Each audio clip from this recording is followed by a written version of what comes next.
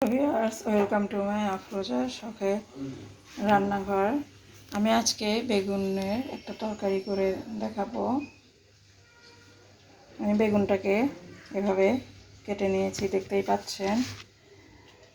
আমি প্রথমে বেগুনটা একটু লবণ, মরিচের গুঁড়া এবং হলুদের গুঁড়া দিয়ে মাখিয়ে নেব।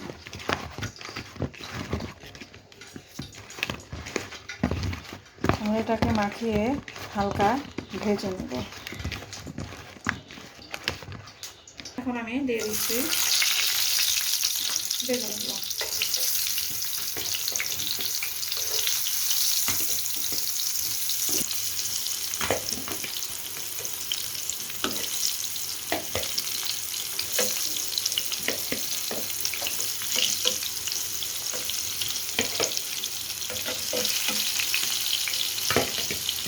সবগুলো এখানে হয়ে গিয়েছে।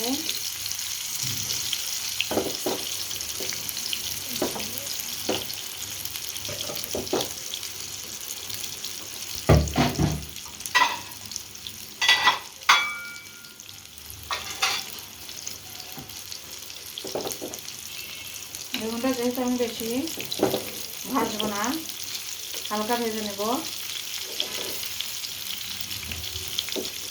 এখন আমি বেগুনটাকে উল্টিয়ে দেব।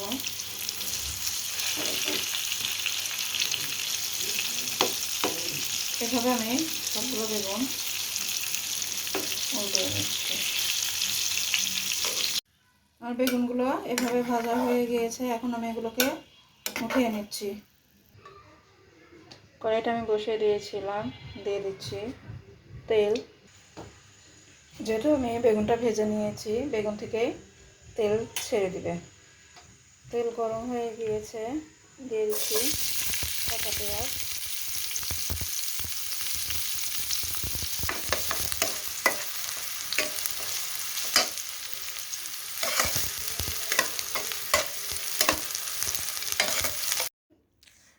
এখানে পেঁয়াজটা যেন পুড়ে না যায়, তার জন্য দিয়ে দিব সামান্য পানি।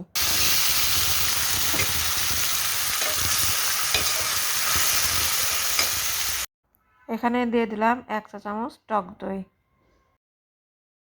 দিয়ে দিলাম 1/2 চা চামচ লবণ, 1/2 চা চামচ আদা বাটা, 1/2 চামচ রসুন বাটা,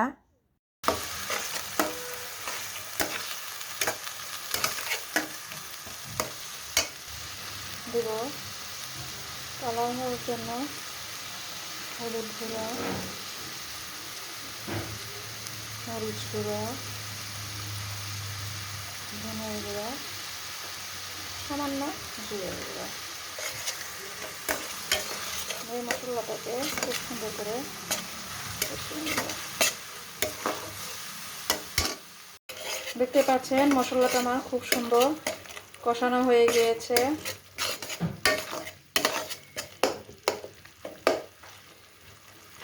এখানে আমি পুরো কাটা পেঁয়াজ দিয়ে রান্না করি।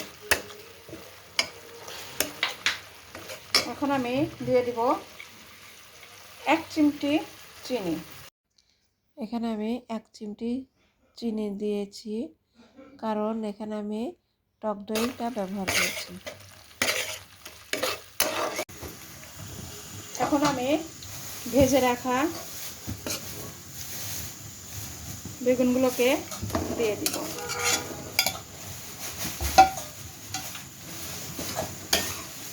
দিয়ে হালকা নেড়ে মশলার সঙ্গে মিশিয়ে নেব,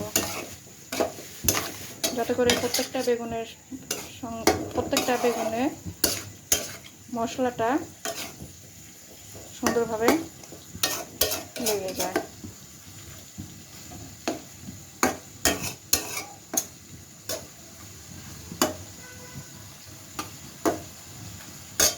আমি এটাকে লো ফ্লেমে দিয়ে দিয়েছি, যাতে করে নিচে পুড়ে না যায়।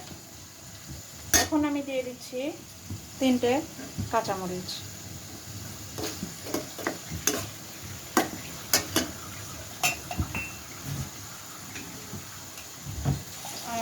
সামান্য, দেখতেই পাচ্ছেন, সামান্য পানি।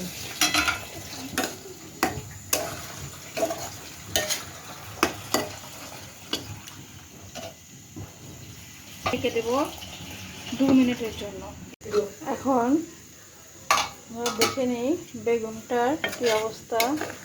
ওয়াও গাইস, দেখতেই পাচ্ছেন খুব সুন্দর কালার হয়েছে। এখন আমি এখানে দিয়ে দেব 1 কাপ পরিমাণ দুধ।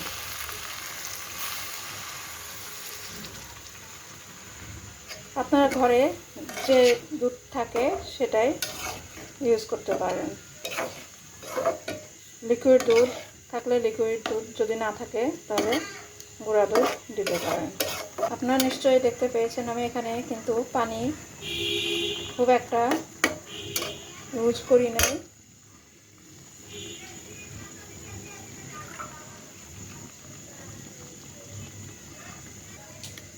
এখন আমি এটাকে ঢেকে দেবো আর 2 থেকে 3 মিনিটের জন্য।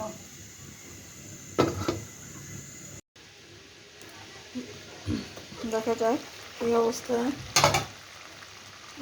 খুব সুন্দরভাবে হয়ে গিয়েছে, দেখতেই পাচ্ছেন একটা বেগুনও ভাঙা যায়নি।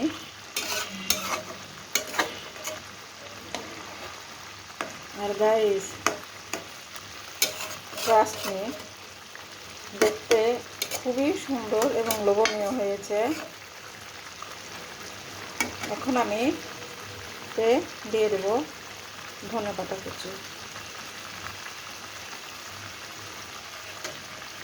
দিয়ে দেব সামান্য টালা জিরে গুঁড়ো। এটাকে দিয়ে জাস্ট 1 মিনিটের জন্য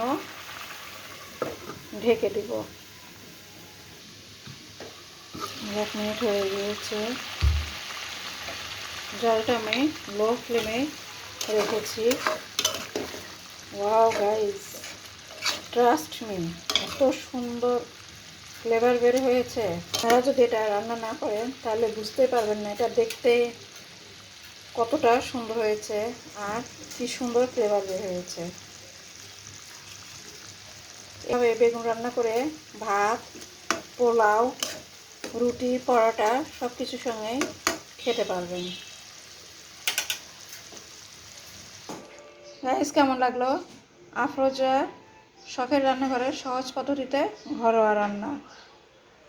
আপনারা অবশ্যই লাইক কমেন্ট করবেন, করে জানাবেন, আর আমার এই চ্যানেলটাকে অবশ্যই সাবস্ক্রাইব করতে ভুলবেন না। আপনারা বাসায় অবশ্যই ট্রাই করে দেখবেন। ধন্যবাদ।